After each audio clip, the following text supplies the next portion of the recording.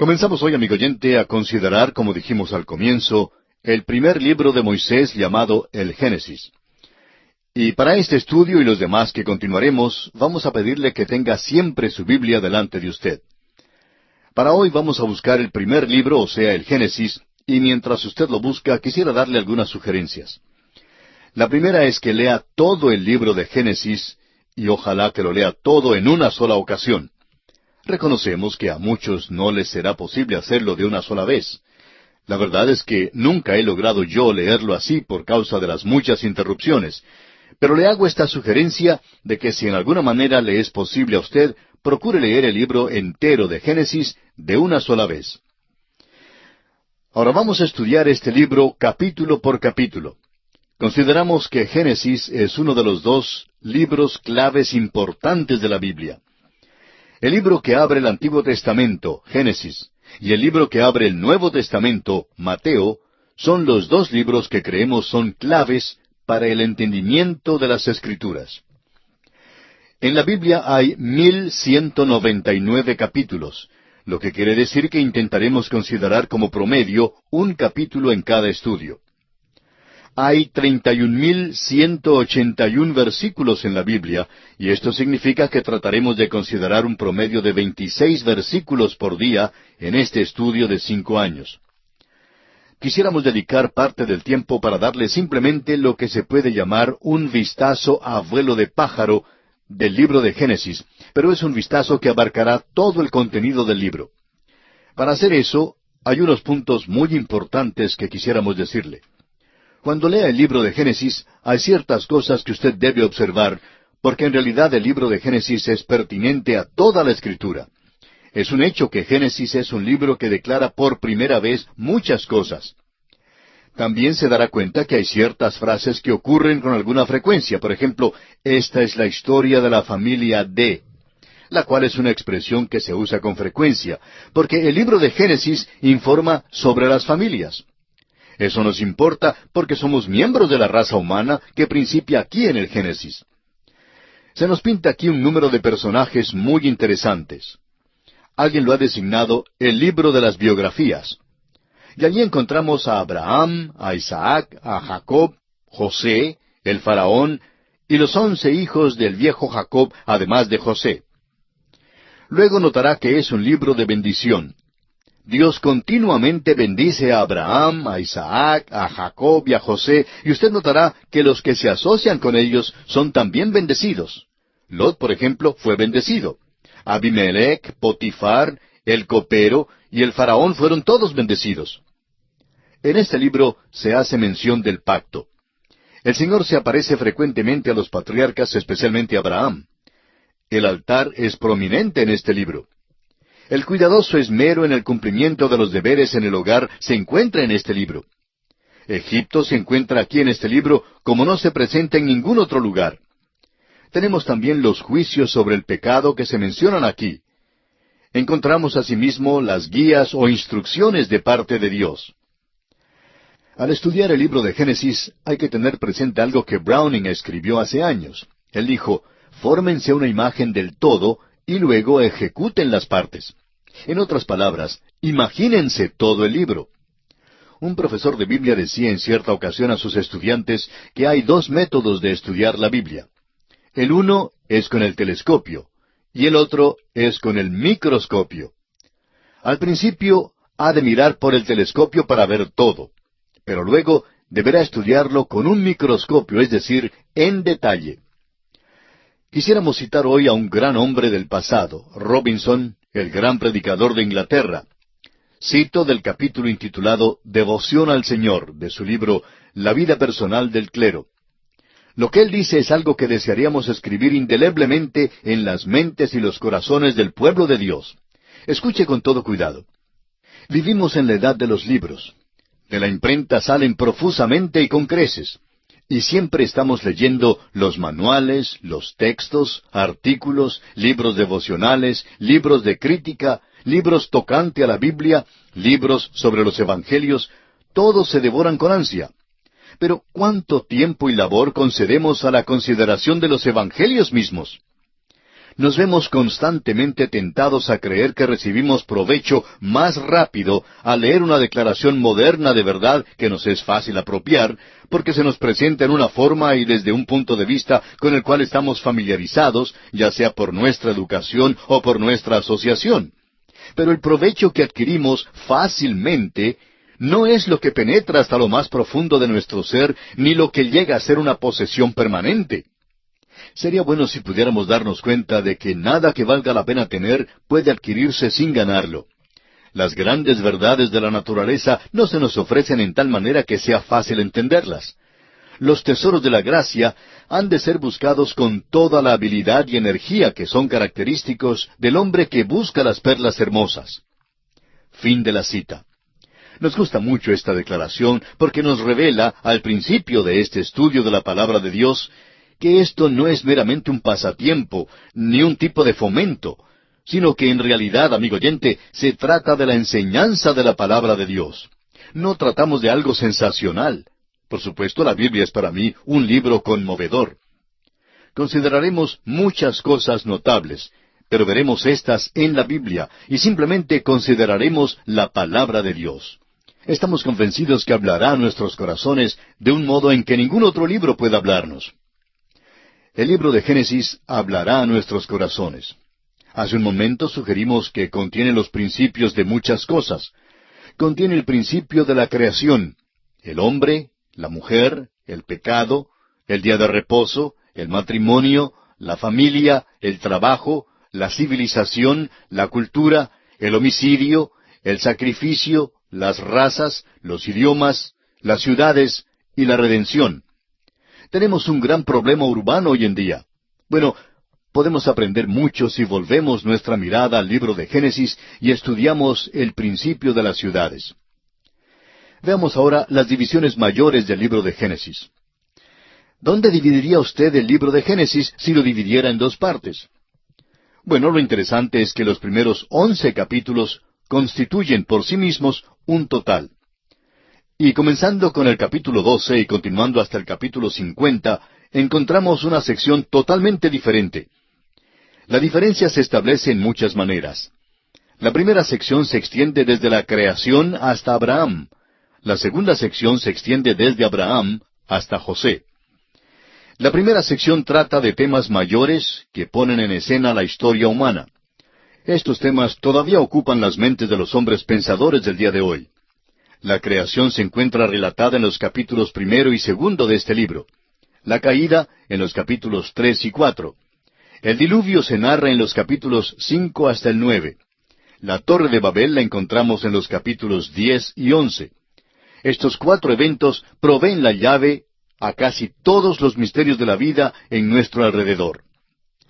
Ahora, la segunda sección del libro tiene que ver con 4 personalidades. Abraham, el hombre de fe, y esto se encuentra en los capítulos 12 al 23 de Génesis.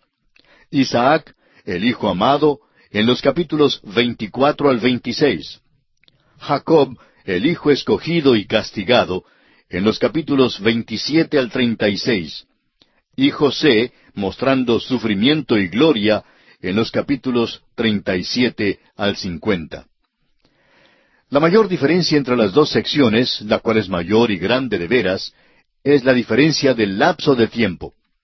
Los primeros 11 capítulos corren un mínimo trecho de tiempo de 2000 años. En realidad, los primeros 11 capítulos pueden abarcar unos 100,000 años.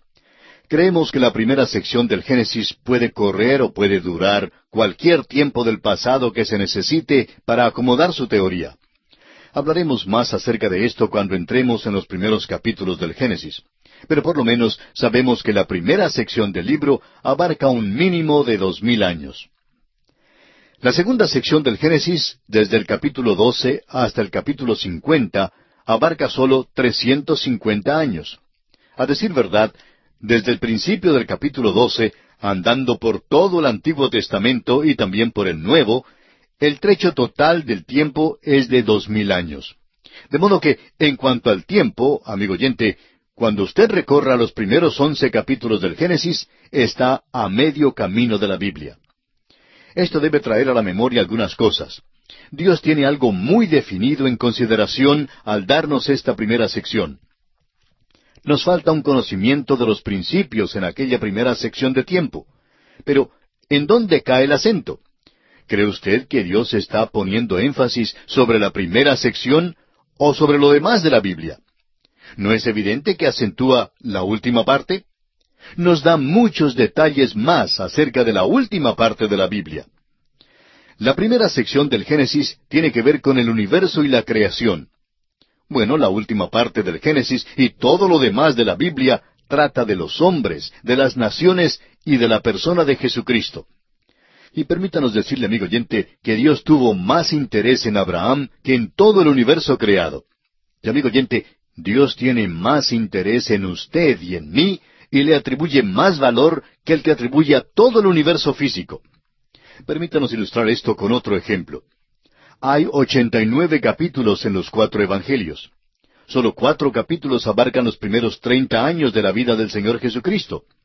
85 capítulos abarcan los últimos 3 años de su vida, y 27 capítulos abrazan los últimos 8 días de su vida. Ahora, ¿cuál es la parte que enfatiza el Espíritu de Dios? Estamos seguros que dirá que el énfasis grande está puesto sobre la última parte, sobre los últimos 8 días abarcados por los 27 capítulos. ¿Y de qué trata todo esto? Bueno, trata de la muerte, la sepultura y la resurrección del Señor Jesucristo.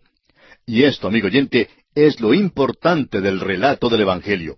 En otras palabras, Dios nos ha dado los Evangelios para que creamos que Cristo murió por nuestros pecados y que resucitó para nuestra justificación.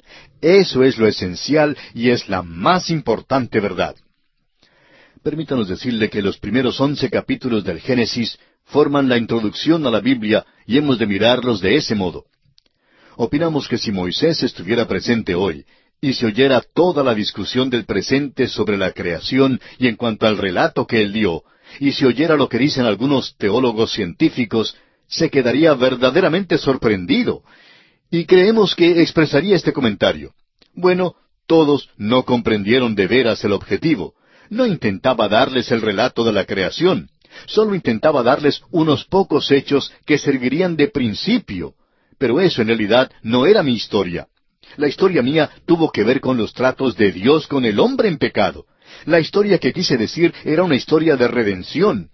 Si creen ustedes que yo escribí un libro científico con respecto a la creación, no comprendieron entonces el objetivo. Lo que yo escribí fue un libro espiritual sobre la redención.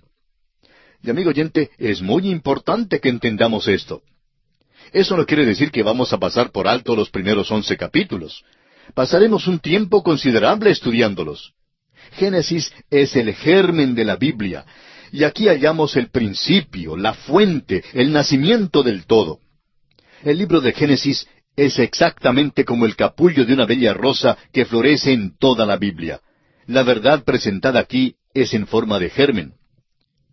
Un modo de considerar el libro de Génesis es según las generaciones. Esta es una manera en que se puede dividir el libro.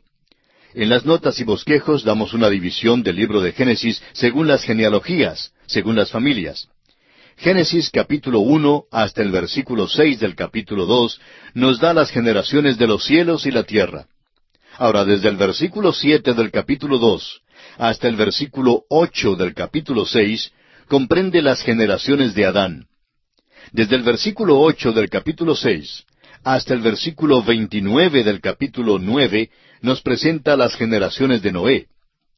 Desde el versículo 1 del capítulo 10 hasta el versículo 9 del capítulo 11 nos presenta las generaciones de los hijos de Noé. Entre los versículos 10 al 26 del mismo capítulo 11 encontramos las generaciones de los hijos de Sem. A partir del versículo 27 del capítulo 11 y hasta el versículo 11 del capítulo 25, encontramos las generaciones de Taré. Desde el versículo 12 hasta el versículo 18 del mismo capítulo 25, encontramos las generaciones de Ismael.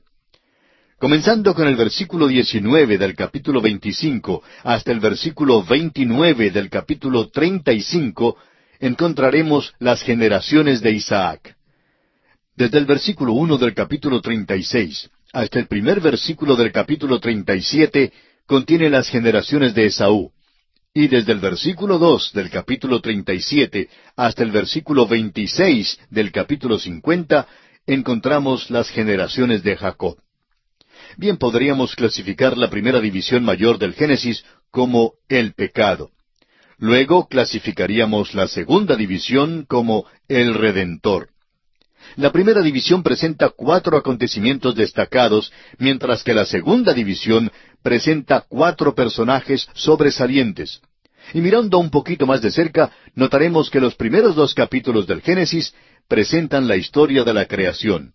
El capítulo 1 presenta la creación del universo, la catástrofe de la tierra y la restauración de la tierra. Y el capítulo 2 nos narra la creación del hombre. Considerando ahora al autor, dijimos que Moisés es el autor del libro de Génesis.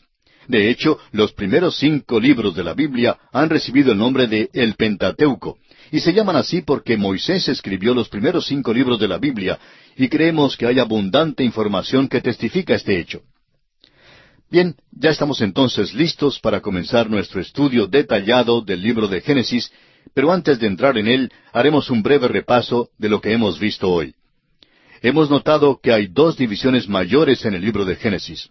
La primera división comprende los primeros 11 capítulos. La segunda división comprende los últimos 39 capítulos. El libro tiene en total 50 capítulos. Ahora, la primera sección se extiende desde la creación hasta Abraham. Y dijimos que la segunda sección se extendía desde Abraham hasta José. La primera sección presenta 4 acontecimientos destacados que son la creación, la caída del hombre, el diluvio y la Torre de Babel. Estos 4 eventos nos proveen la clave para casi todos los misterios de la vida a nuestro alrededor. Dijimos también que la segunda sección del libro nos presenta 4 personajes sobresalientes que son Abraham, el hombre de fe, Isaac, el hijo amado, Jacob, el hijo escogido y castigado, y José, sufrimiento y gloria. Dijimos además que la mayor diferencia entre estas 2 secciones en que hemos dividido el libro de Génesis estriba en el lapso de tiempo. Los primeros 11 capítulos, dijimos, cubrían un mínimo de 2000 años. Dijimos también que en realidad esos capítulos pueden haber abarcado unos 100,000 años, o mejor, cualquier cantidad de tiempo que usted necesite para acomodar su teoría, pero que ya hablaríamos de esto más adelante. La segunda sección, dijimos, desde Génesis capítulo 12 hasta el capítulo 50, abarcaba solo un lapso de 350 años. Así es que esta es la mayor diferencia entre las 2 secciones en que hemos dividido el libro de Génesis para nuestro estudio. Finalmente, mirando más de cerca, notábamos que los 2 primeros capítulos de Génesis presentaban la historia de la creación así. El capítulo 1, la creación del universo, la catástrofe de la tierra y la restauración de la tierra. Estos 3 aspectos en el capítulo 1. Y en el capítulo 2, la creación del hombre. Hemos dividido este libro en 2 secciones mayores. La primera sección comprende los capítulos 1 al 11, y la segunda sección comprende los capítulos 12 al 50. En los primeros 2 capítulos de la primera sección tenemos la historia de la creación. En primer lugar, está la creación del universo, la catástrofe de la tierra y la restauración de la tierra. Ahora, en el capítulo 2 tendremos la creación del hombre, pero aquí tenemos la historia de la creación presentada brevemente y con exactitud en un solo versículo. Es el versículo 1 del capítulo 1 de Génesis, donde leemos, «En el principio creó Dios los cielos y la tierra». Con toda franqueza, amigo oyente, esta es una de las declaraciones más profundas que se haya expresado. Creemos que eso es todo lo que tenemos de la creación misma, con la excepción del relato de la creación del hombre y de los animales, que se hace más adelante en este mismo libro de Génesis. Pero esta es la narración de la creación, y admitimos que realmente es muy breve. Pablo Bellamy, quien fuera editor de un diario en Cleveland, en el estado de Ohio, Estados Unidos, hacía una ronda una noche por los escritorios de los reporteros, y notó que uno de ellos escribía un relato largo de un hecho que, a su parecer, tenía muy poca importancia. Le dijo al reportero, «Abrévielo. Después de todo, el relato de la creación se narró en Génesis 1 en 282 palabras». El reportero contestó entonces, así es, pero yo siempre opiné que bien se pudo haber evitado muchos argumentos más adelante en cuanto a la creación si alguien hubiera escrito unas 200 palabras más. Amigo oyente, es interesante notar que Dios verdaderamente nos ha dado una edición abreviada de la creación. Surge entonces la pregunta, ¿qué tenía Él en mente cuando nos dio esta sección en particular? ¿Cuál era el propósito del autor aquí? ¿Fue su propósito enseñar geología? Bueno, permítanos decir que hay mucha controversia y desacuerdo en cuanto a esto, como vamos a ver hoy en nuestro estudio. Hace algún tiempo la Junta de Educación del Estado de California en los Estados Unidos votó por incluir la teoría bíblica, como la llaman, en los libros de ciencia. Ahora, francamente, no estamos seguros de que esto nos satisfaga. Alguien dirá, bueno, ¿cómo es que no se siente alegre por el paso que se ha dado, ya que es un paso adelante? Amigo oyente, la razón por la cual no nos sentimos satisfechos por esto es por el carácter de los maestros que la enseñan. No hay suficientes maestros que sean cristianos y que tengan una base verdaderamente bíblica para poder enseñarla correctamente. Los maestros de las escuelas primarias que están realmente preparados para enseñar la historia de la creación son muy pocos. El doctor Ralph Girard, profesor de biología y decano de la división de postgraduados de la Universidad de California en Davis, hizo el siguiente comentario según la prensa. ¿Debe un curso científico sobre la reproducción mencionar también la teoría de la cigüeña? Bueno, para beneficio de este profesor, lo más interesante es que la teoría de la cigüeña no se menciona para nada en la Biblia. En cambio, el relato de la creación sí se menciona. Su comparación no se justifica en ninguna manera, porque la Biblia trata de este asunto de la procreación en una forma muy literal. Y si usted lee su Biblia con cuidado, nunca hubiera tenido en su mente el punto de vista de la teoría de la cigüeña. La declaración del doctor Girard revela una actitud muy antagónica hacia la Biblia. Opinamos que este hombre probablemente sabe muchísimo en cuanto a la materia de biología, pero muy poco en cuanto a la palabra de Dios. Creemos que eso es muy obvio al escuchar el tipo de declaración que él ha hecho. Ahora, al llegar aquí a este primer versículo del capítulo 1 de Génesis, debemos reconocer que este problema del origen provoca más controversia violenta, teorías insensatas y amplio desacuerdo que cualquier otro. Siempre hay la inclusión de la hipótesis del hombre y como resultado hay una babel de voces que ha sofocado la clara voz de Dios.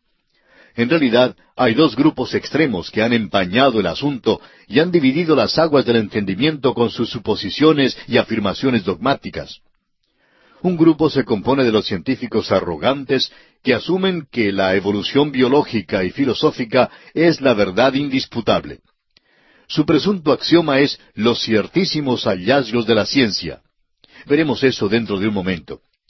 El otro grupo se compone de los teólogos jóvenes y orgullosos que se atribuyen el superconocimiento de que ellos han descubierto cómo es que Dios lo hizo. Describen y hablan eruditamente acerca de alguna teoría ingeniosa que reconcilia la ciencia con la Biblia. Miran con desdén a los grandes expositores bíblicos del pasado como si fueran enanos bíblicos comparados con ellos. Permítanos decir, amigo oyente, que estos dos grupos harían bien en considerar una declaración que se le hizo a Job. Cuando el Señor por fin se le apareció, le hizo esta pregunta en Job 38:4. ¿Dónde estabas tú cuando yo fundaba la tierra? Házmelo saber si tienes inteligencia. Y la verdad es que Dios le dice al hombre, tú hablas acerca del origen del universo, pero tú ni siquiera sabes dónde estabas cuando yo fundaba la tierra. Y esa es una buena pregunta que estamos seguros ningún hombre puede responder. Ahora hay algunas teorías extremas y creemos que probablemente debemos considerarlas. Y a propósito, podemos hacer una división aquí, una división doble. Si vamos a hablar sobre los orígenes, estamos limitados o bien a la especulación o a la creación. Toda teoría cae dentro de una de estas dos divisiones. Ahora no nos diga que la ciencia dice, porque después de todo, la evolución tiene muchas teorías hoy, y algunos de los científicos más respetables del pasado y del presente rechazan la evolución. De modo que usted no puede presentarla como una declaración científica, como cuando se afirma que 2 más 2 son 4. Luego hay el relato de la creación en Génesis capítulo 1, y eso a propósito hay que aceptarlo por la fe. Es muy interesante que Dios lo hiciera así. Es la única manera en que puede ser aceptado. El escritor a los Hebreos lo expresó de esta manera allá en el capítulo 11 de su carta. Es pues la fe la certeza de lo que se espera, la convicción de lo que no se ve, porque por ella alcanzaron buen testimonio los antiguos. Por la fe entendemos haber sido constituido el universo por la palabra de Dios, de modo que lo que se ve fue hecho de lo que no se veía. Así es que el gran problema todavía permanece hoy. ¿Cómo pasó de la nada a hacer algo? La única manera en que uno lo puede saber es por la fe o por la especulación. Y permítanos decirle que la especulación no tiene nada de científico. Observemos ahora algunas de las teorías, y es bastante interesante notarlas. Hay quienes dicen hoy que debemos aceptar la respuesta científica. Y a ellos les preguntamos, ¿cuál es la respuesta científica? ¿De qué ciencia hablamos? En el año 1806, el profesor Lyell dijo que el Instituto francés enumeró no menos de 80 teorías geológicas que eran hostiles a las Escrituras, pero que ninguna de esas teorías se afirmaban hoy en día.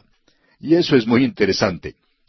A muchos nos enseñaron unas teorías en las escuelas, las cuales ni siquiera se enseñan hoy en día. Por ejemplo, hubo un tiempo cuando se afirmaba que el sistema tolemaico era el correcto. Y amigo oyente, esa teoría contradecía el libro de Génesis. Pero no creemos que haya un científico respetable en nuestro tiempo que mantenga ese punto de vista tolemaico. Luego hubo el sistema científico newtoniano. Por años los científicos del mundo sostenían ese punto de vista y decían que contradecía la Biblia, y así era. Pero ¿sabe usted que hoy han descartado ese sistema newtoniano? Comenzaron luego a enseñar la hipótesis nebular. Enseñaban que la materia es indestructible.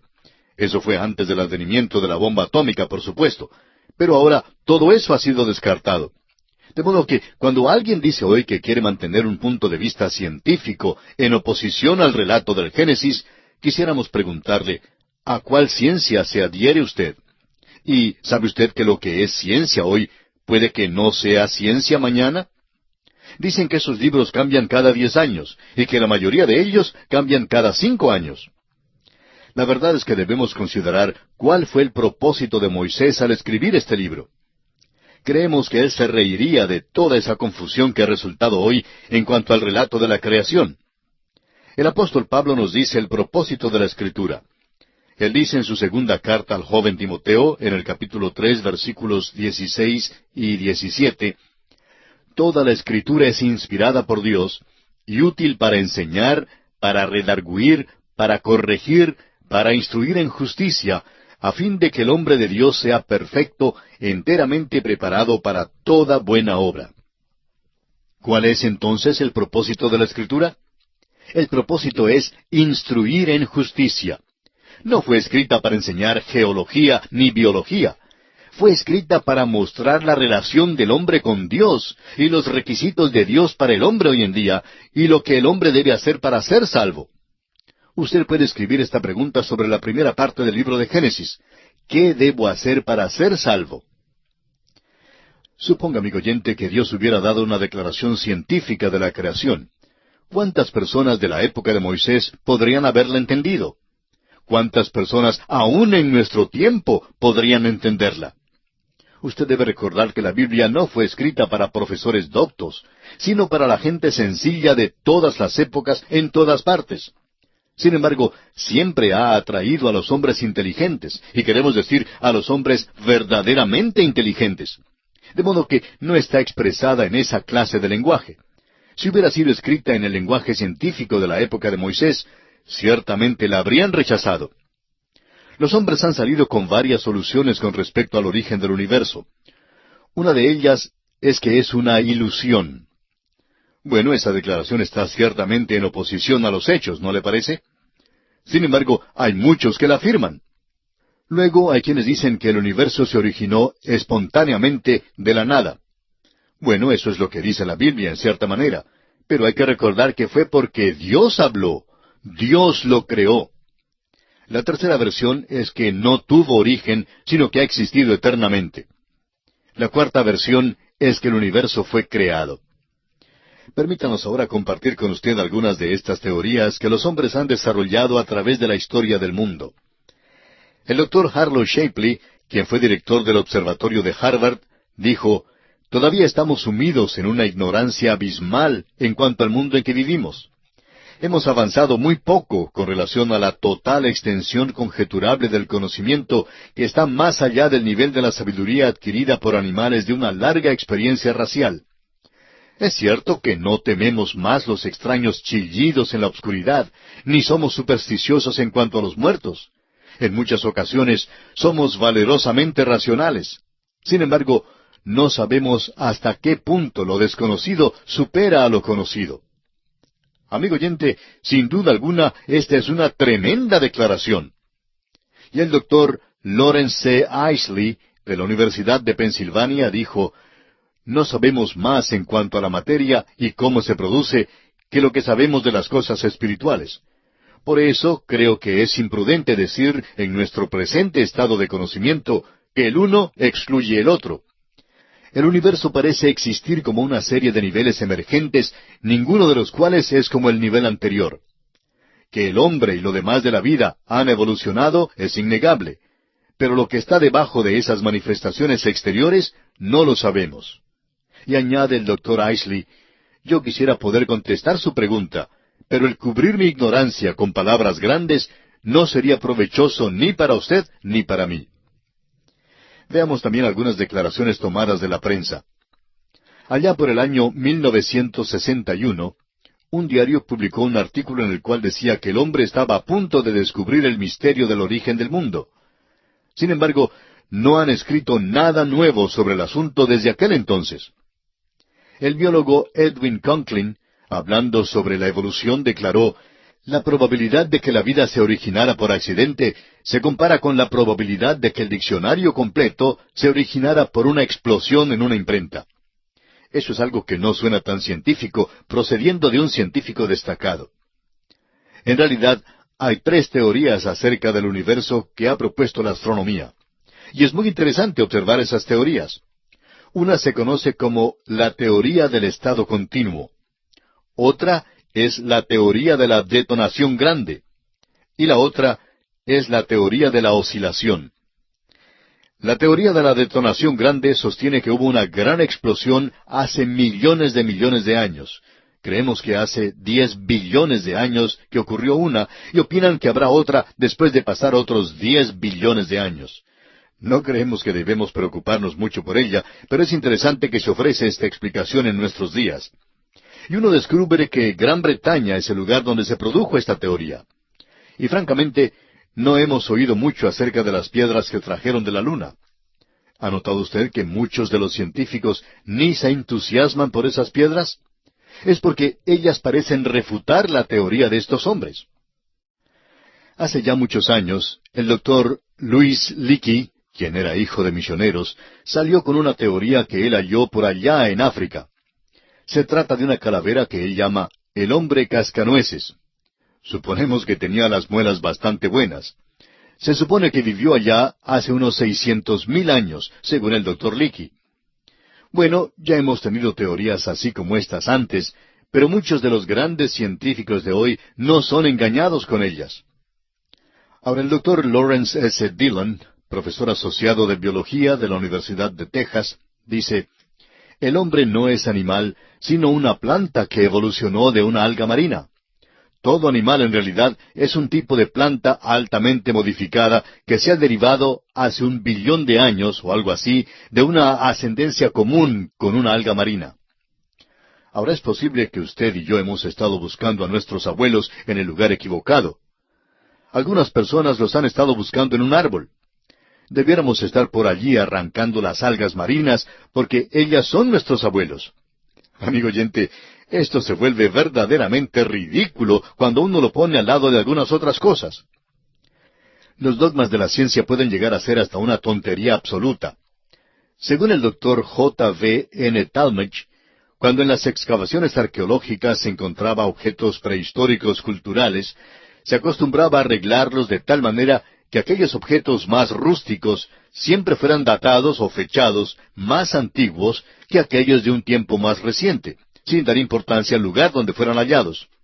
Sin embargo, ha sido desconcertante el hecho de que a veces han encontrado una civilización avanzada debajo de lo que parecía ser una civilización prehistórica. Hay tantas otras teorías así que se ofrecen hoy en día en cuanto al principio de la Tierra.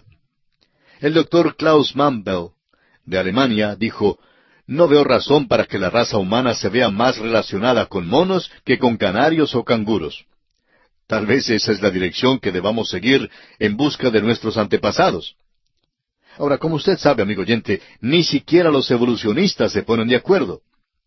La teoría evolucionista se divide en muchos aspectos y puntos de vista. Nunca ha sido probada como la verdad.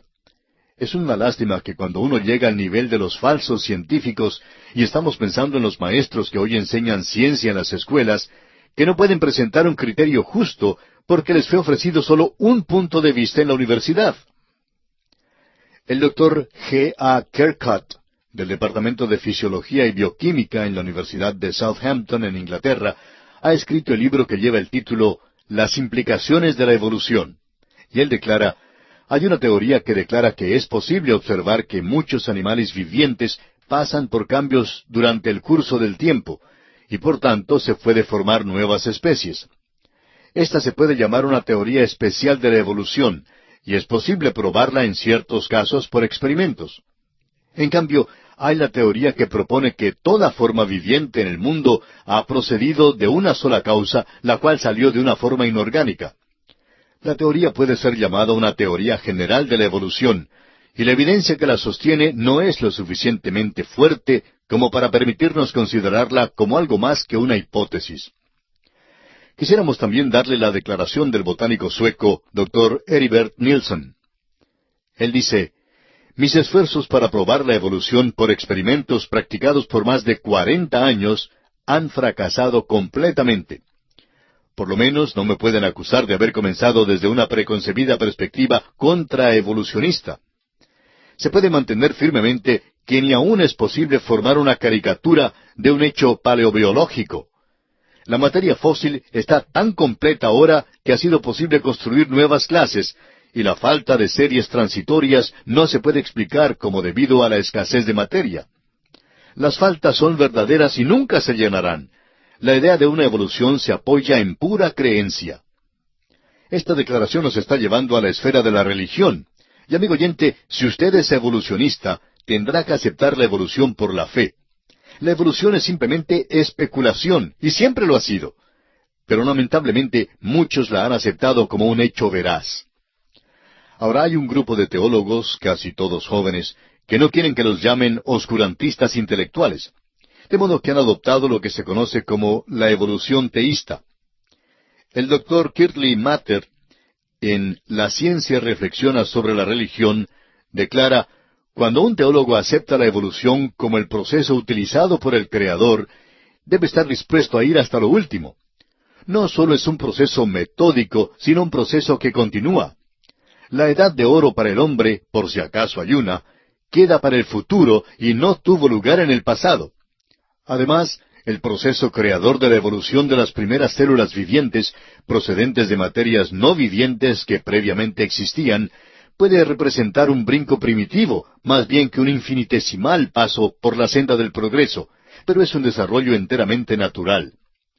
Permítanos decirle, amigo oyente, que no es posible. Es un dogma irrazonable. Es una posición ilógica decir que uno es evolucionista teísta. Hay quienes tratan de ir en dos direcciones. Les gustaría progresar con los que no creen y a la vez llevar una Biblia Scofield en la mano. Tememos que sea difícil hacer las dos cosas a la vez. Es como aquella antigua carrera griega donde se pone un pie en un caballo y el otro pie en otro caballo, y luego comienza la carrera. Bueno, es magnífico cuando los dos caballos corren en la misma dirección, pero cuando uno de los caballos decide correr en una dirección y el otro caballo en otra dirección, pues se encuentra uno en aprietos. Hay que determinar con cuál se queda, y esa es precisamente la condición del evolucionista teísta. Ordinariamente se equivoca de camino. Por lo general, se equivoca de caballo también. Hoy se encuentran tantos seres inteligentes que parecen estar mal informados. Hace años la revista Liberty publicó un artículo en el cual decía, entre otras cosas, según la historia bíblica, ¿cuál es la fecha de la creación del mundo? ¿Y sabe usted, amigo oyente, lo que dieron como respuesta? 4004 años antes de Cristo. Absolutamente ridículo. ¿Quién estaba allí sino solo Dios? Dios creó el universo. Proseguimos citando algunas de las declaraciones que los hombres han expresado con respecto al origen de la Tierra. Escuche esta porción de un artículo que la revista Life publicó hace ya algún tiempo con respecto al origen de la Tierra. Dice allí, tal vez durante la mitad del largo lapso de la historia antigua, la Tierra quedó estéril y sin vida bajo su capa de aire. Las mareas de sus océanos subían y bajaban con el pulso de la luna, y se movían con el respiro de los vientos, pero en ellas no se movía ninguna cosa viviente. Por encima de las aguas de los océanos, las grandes plataformas continentales aparecían en forma rocosa y desabrigada, desprovistas de verdor como los pasajes de la luna sin aire. Luego, en un punto indeterminado, unos dicen hace 2 billones de años, otros dicen 1,5 billones, la entidad llamada vida apareció milagrosamente sobre la superficie.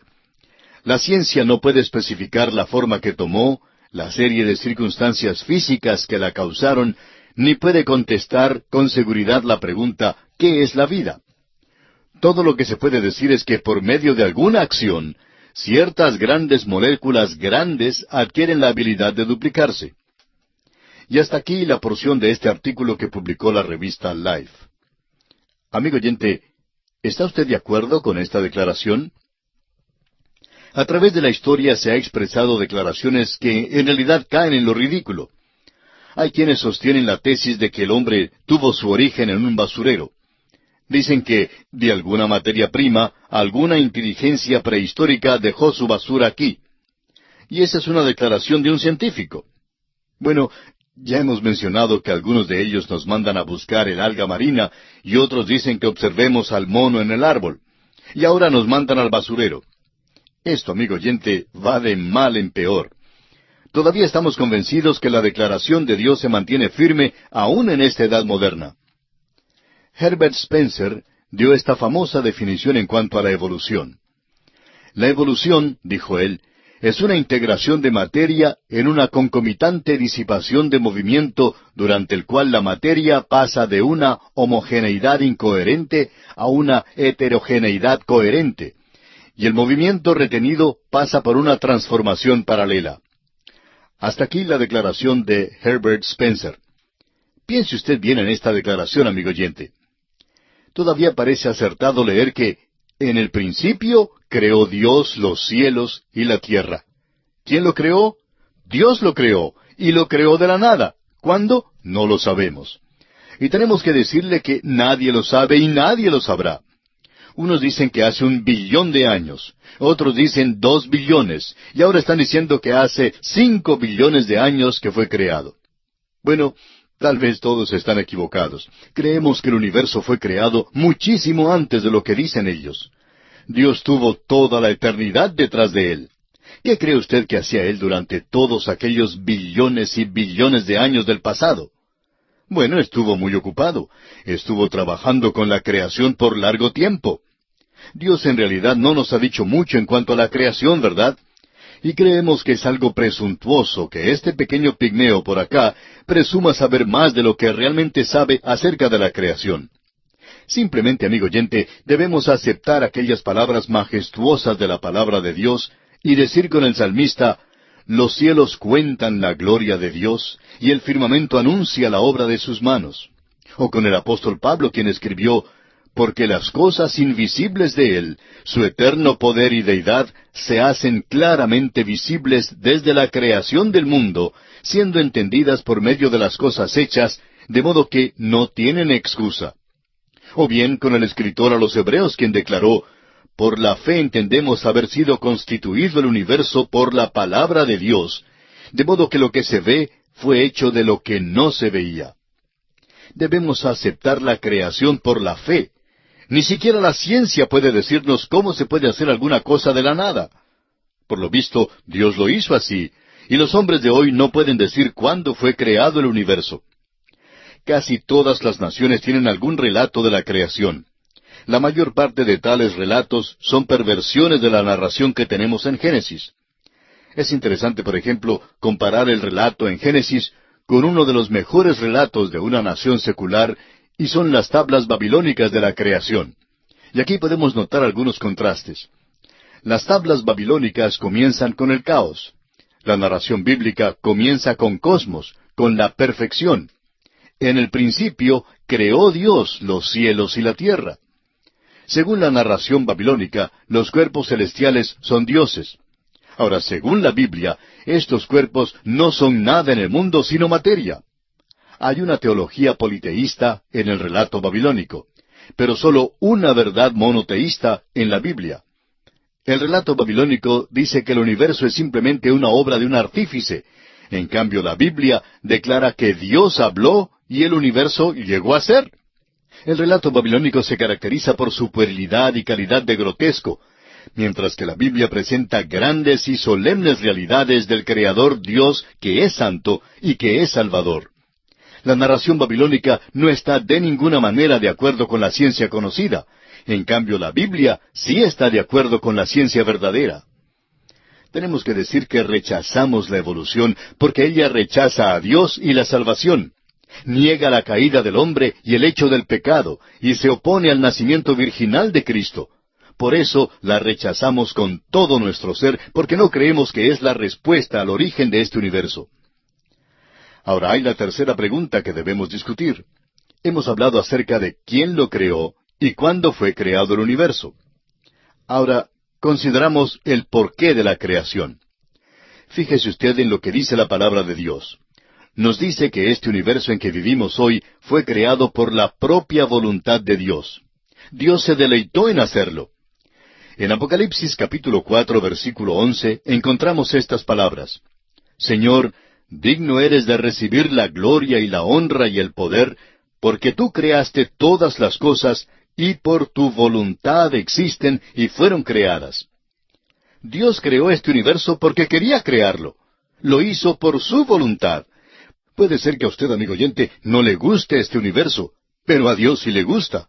Nunca me preguntó Dios a mí en qué punto de su universo quería yo que Él colocara este pequeño mundo en que vivo. Lo pudo haber colocado por allá afuera en alguna parte, pero no me lo preguntó. Tampoco me preguntó dónde quería yo nacer. No me dio esa preferencia. Amigo oyente, este universo fue creado por la voluntad de Dios. Él quiso crearlo y se deleitó en su obra. Ahora, la segunda razón por la cual Dios creó este universo fue para su propia gloria.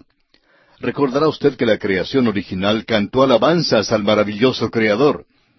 En el capítulo 38 del libro de Job, versículo 7, leemos, «Cuando alababan todas las estrellas del alba y se regocijaban todos los hijos de Dios».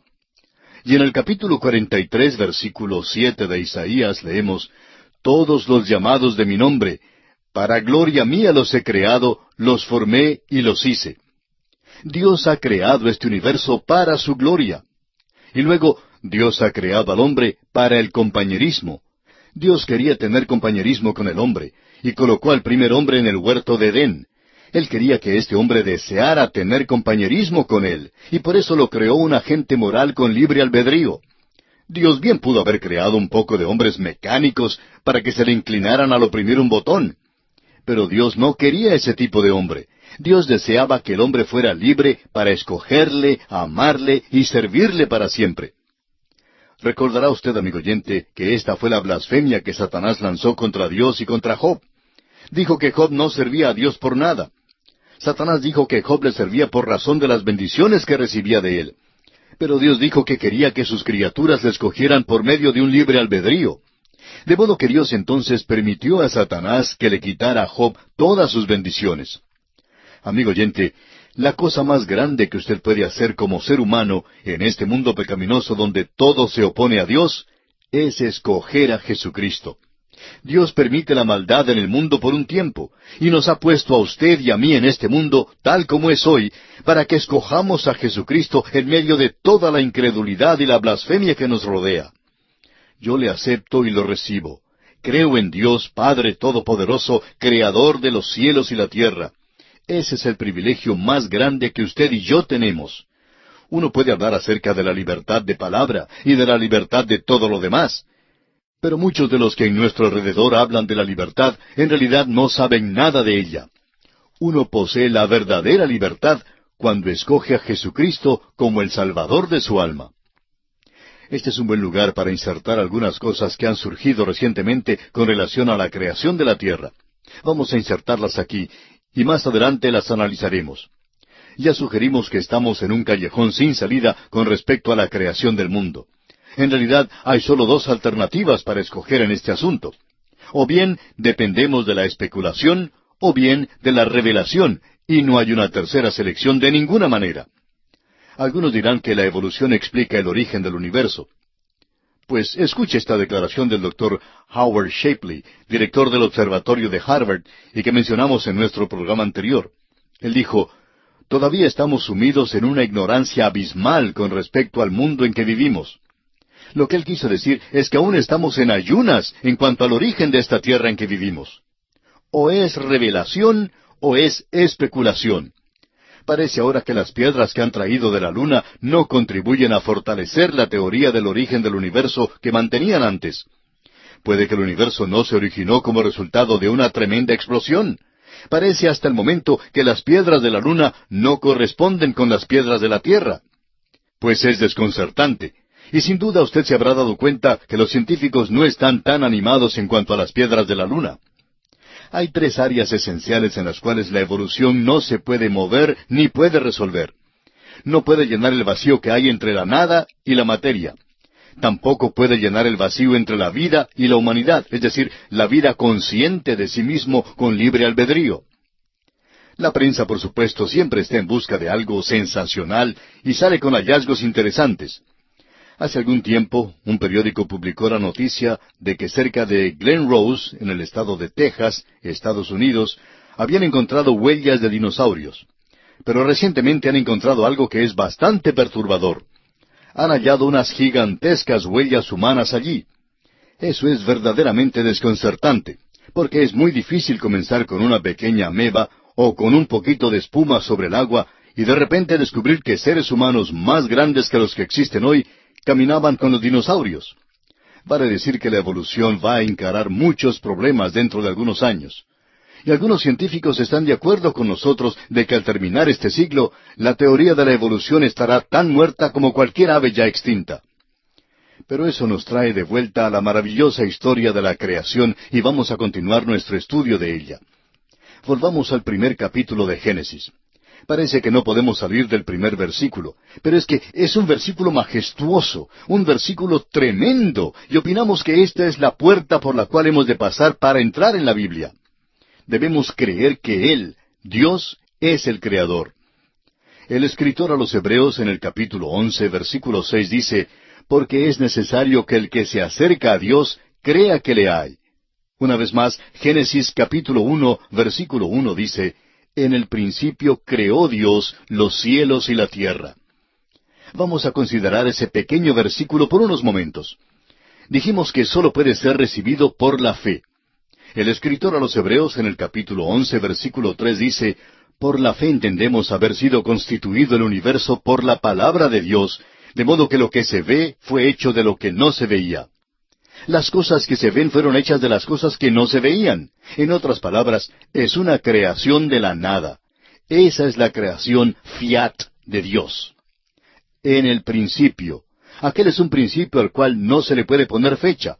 Lo puede anotar como hace billones de años y creemos que serían exactos, pero ¿quién sabe cuántos años? El hombre ciertamente no lo sabe y no lo sabrá. Dios creó. La palabra crear es bara y significa de la nada. En el primer capítulo del Génesis, aquella palabra se usa solamente 3 veces. Hay realmente solo 3 obras de la creación que se nos relata aquí. En el principio creó Dios los cielos y la tierra. Luego tenemos la creación de la vida. El versículo 21 de este capítulo 1 de Génesis nos dice, «Y creó Dios los grandes monstruos marinos, y todo ser viviente que se mueve, que las aguas produjeron según su género, y toda ave alada según su especie. Y vio Dios que era bueno». Eso incluye toda especie de la vida animal. Luego, la tercera obra de la creación la encontramos en el versículo 27. Dice allí, «Y creó Dios al hombre a su a imagen de Dios lo creó, varón y hembra los creó». De modo que tenemos la creación de la materia de la nada, la creación de vida y luego la creación de la vida humana. Amigo oyente, créanos que la evolución teísta no es la respuesta de ninguna manera. La evolución teísta trata de seguir la creación hasta cuando llega al hombre, y luego cree que Adán y Eva fueron productos de algún proceso evolucionista. El evolucionista teísta sostiene la tesis de que los días en Génesis son largos intervalos de tiempo. Bueno, no compartimos esta opinión porque es muy claro que la Biblia habla de días. Dios llamó la tarde y la mañana el primer día, y creemos que así es. Génesis capítulo 1, versículo 1 continúa diciendo, «Creó los cielos y la tierra». La tierra se separa de lo demás de la creación aquí. ¿Por qué? Bueno, esa es la ciudad natal del hombre. Es allí donde ha de ser puesto el hombre. Y tenemos mucho interés en él porque pertenecemos a aquella criatura. Tenemos que darnos cuenta de que somos criaturas y criaturas de Dios. Como una criatura de Dios, le debemos algo. En otras palabras, le debemos mucho. Por tanto, vemos algo muy importante en esta verdad. Hace años, Herbert Spencer dijo que las formas más generales en que puede dividirse de nuevo las manifestaciones de lo desconocido son el tiempo, el espacio, la materia, la fuerza y el movimiento. Aquellas fueron las categorías de su división. Un hombre que practicaba la obra de evangelismo personal hablaba en cierta ocasión con un sargento, quien también era abogado. El sargento hizo mención de Herbert Spencer en su discusión, por lo cual el creyente le hizo esta pregunta. ¿Sabía usted que tanto la Biblia como el señor Spencer enseñan el gran principio de la creación? El sargento, con sus ojos muy abiertos, preguntó, ¿cómo es posible? La respuesta del creyente fue, Spencer habló del tiempo, del espacio, de la materia, de la fuerza y del movimiento. En el primer versículo de Génesis se encuentra el tiempo. Dice allí, en el principio. Usted encontrará el espacio en los cielos. Hay materia, la tierra. En el versículo 2 se encuentra la fuerza, el Espíritu Santo de Dios. Y luego tenemos el movimiento, porque dice allí que el Espíritu de Dios se movía sobre la faz de las aguas. De modo que en los dos primeros versículos de Génesis se encuentran contenidos todos estos grandes principios. Consideraremos ahora la catástrofe en la tierra. El versículo 2 de Génesis capítulo 1 dice, «Y la tierra estaba desordenada y vacía, y las tinieblas estaban sobre la faz del abismo, y el Espíritu de Dios se movía sobre la faz de las aguas». Creemos que una gran catástrofe tuvo lugar entre el versículo 1 y el versículo 2. Hay quienes han tratado de desacreditarla, pero creemos que existe abundante evidencia para comprobarla. Contemple en su imaginación esta creación inmensa. Alguna cosa le ha pasado. El viaje del hombre a la luna revela que no hay nada sino una inmensidad por allá. Ahora, ¿cómo llegó a existir? Bueno, hubo una catástrofe en el universo de Dios. Esta se menciona específicamente en cuanto a la tierra, porque este es el lugar donde vive el hombre, y por eso la tierra se describe como que estaba desordenada y vacía. Las tinieblas que estaban sobre la faz del abismo denotan la ausencia de Dios, por supuesto. Y el Espíritu de Dios se movía sobre la faz de las aguas. Nos hace recordar una declaración que hizo Isaías. Dijo él en el capítulo 45 de su libro, versículo 18, «Porque así dijo Jehová que creó los cielos. Él es Dios, el que formó la tierra, el que la hizo y la compuso. No la creó en vano, para que fuese habitada la creó. Yo soy Jehová y no hay otro».